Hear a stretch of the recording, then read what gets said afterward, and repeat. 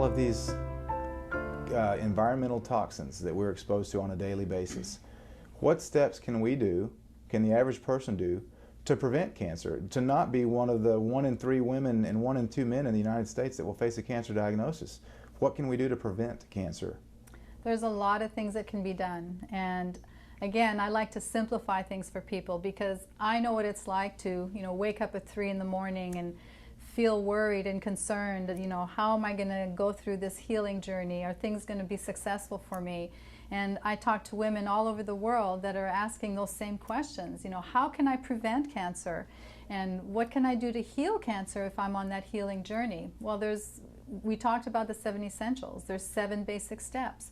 Proper nutrition, learn to detoxify your body, balance your energy, make sure you're getting proper sleep, you're getting exercise, heal your emotional wounds, deal with those, spiritual and emotional issues, make sure that you reduce your toxicities in your dental work, use specific plants and herbs, and educate yourself. Knowledge is power, and the more you know and the more you take responsibility for your health, the better you can prevent and heal.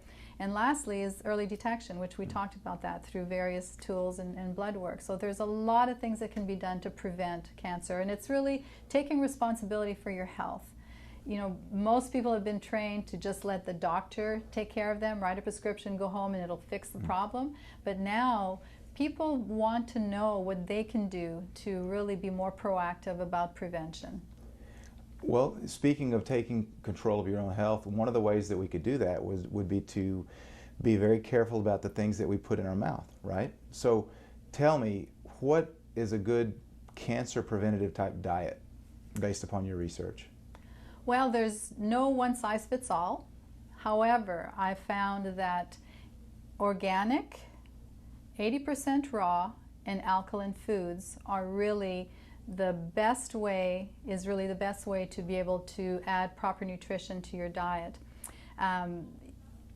Depending on the type of metabolic type the person has, the health of their GI tract, their blood type, their stress levels, the type of disease that they have, there are different types of foods that you would incorporate. I really like cruciferous vegetables because they detoxify the liver, and they also help to metabolize the xenoestrogens or the false estrogens from the body.